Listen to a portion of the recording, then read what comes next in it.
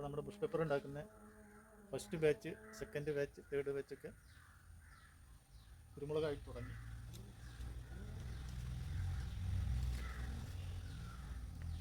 വിൽപ്പനയ്ക്ക് തയ്യാറായി തുടങ്ങിയെന്നാണ്.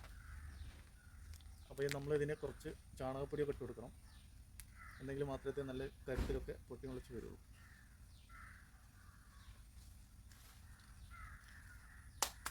അപ്പോൾ അതിൻ്റെയൊക്കെ പണിപ്പുരയിലാണ്.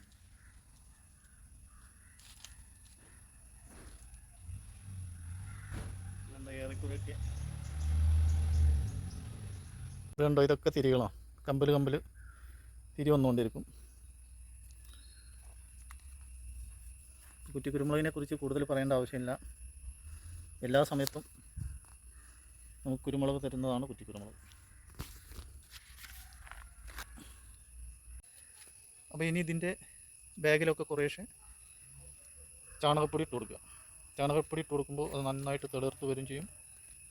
പിന്നെ തിരികളൊക്കെ നല്ല രീതിയിൽ വരും ചെയ്യും. പിന്നെയാണ് നമ്മളിതിനെ മറ്റൊരു സ്ഥലത്തേക്ക് മാറ്റുക. കുറച്ചൊക്കെ വെയിൽ കൊള്ളുന്ന സ്ഥലവും എന്നാൽ കൂടുതൽ വെയിലില്ലാത്ത സ്ഥലവുമായിരിക്കണം. പറ്റ വെയിലില്ലാത്തടത്ത് വെച്ച് കഴിഞ്ഞാൽ കൂടുതൽ ഇലകൾ വരിക എന്നല്ലാതെ കായ്കൾ കുറവായിരിക്കും. അപ്പോൾ നമുക്ക് വേണ്ടത് ഇതിൻ്റെ തിരികളാണ്, നന്നായിട്ട് കായ പിടിക്കുക എന്നുള്ളതാണ്. അപ്പോൾ അതിന് നമ്മൾ ചെയ്യേണ്ടത് മിതമായ വെയിൽ കിട്ടുന്ന സ്ഥലത്ത്, അധികമായിട്ടുള്ള വെയിലുള്ള കുരുമുളകിന് ദോഷമാണ്. ഇടക്ക് മരങ്ങളും ഇടക്ക് കുരുമുളകും ഒക്കെ ആയിട്ട് ഇങ്ങനെ ചെറിയ തണലും ചെറിയ വെയിലുമായിട്ട് ഉള്ളിടത്താണ് കുരുമുളക് നന്നായിട്ട് വളരും. കുരുമുളകിനെ കുറിച്ച് കുറേ അധിക വീഡിയോകളൊക്കെ നമ്മളെ ചാനലിൽ കിടപ്പുണ്ട്. കൂടുതലായിട്ടും നമ്മൾ കുരുമുളകിൻ്റെ വീഡിയോകളാണ് ചെയ്യാറുള്ളത്. നമുക്ക് കൂടുതലായിട്ടും കുരുമുളകിൻ്റെ തൈകളും മറ്റുമാണ് ഉൽപ്പാദനവും. പിന്നെ അതിനോട് ഒരു പ്രത്യേക ഒരു അറ്റാച്ച്മെൻറ്റും കൂടി ഉണ്ടായതുകൊണ്ടാണ് നമ്മളത് ഇങ്ങനെ തുടർന്ന് വീഡിയോ ചെയ്യുന്നത്. അപ്പോൾ തുടർന്ന് കാണുമ്പോൾ ഒരു വെറുപ്പിക്കലായിട്ടൊന്നും കരുതേണ്ട, നമ്മളെ ഇഷ്ടമാണ് നിങ്ങളെ അറിയിക്കുന്നത്.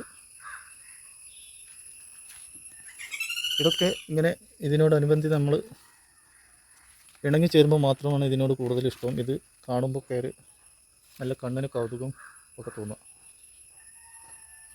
അല്ലാത്തവർക്ക് ഇതൊരു മറ്റെന്തോ ഒരു വീഡിയോ എന്നുള്ള രീതിയിൽ തള്ളിപ്പോകും. അതിനെക്കുറിച്ച് അറിയുന്നവർ നന്നായിട്ട് വീഡിയോ കാണുകയും ചെയ്യും, നല്ല രീതിയിൽ അതിന് പ്രോത്സാഹനം ഉണ്ടാവും. കുരുമുളകിനെക്കുറിച്ച് അറിയുകയാണെന്നുണ്ടെങ്കിൽ കുരുമുളക് ഒരു ഔഷധമാണ്. എന്നാൽ ഔഷധത്തേക്കാൾ കൂടുതൽ ഇന്നൊരു ഭക്ഷണത്തിലും കുരുമുളക് ചേർക്കാത്തത് ഇല്ല എന്നാണ്. കുരുമുളക് ഒരു വീട്ടിൽ അനിവാര്യമായിട്ടാണ് തോന്നുന്നത്. പഴയ കാലം എന്ന് പറഞ്ഞാൽ ചുക്കുവെള്ളം ഉണ്ടാക്കാൻ മാത്രമേ ഇതിനെ ഉപയോഗിച്ചിരുന്നുള്ളൂ. എന്നാൽ ഇന്ന് അങ്ങനെയല്ല. ഇന്ന് എല്ലാത്തിനും കുരുമുളക് വേണം. കുരുമുളക് വേണം, പച്ചക്കുരുമുളക് വേണം, പൊടി വേണം, പൊടിക്കാത്ത കുരുമുളക് വേണം. അങ്ങനെ എല്ലാം ഒരു നീണ്ട നിരയാണ്. ഞാൻ പറയാൻ തന്നെ നിങ്ങൾക്കറിയാം.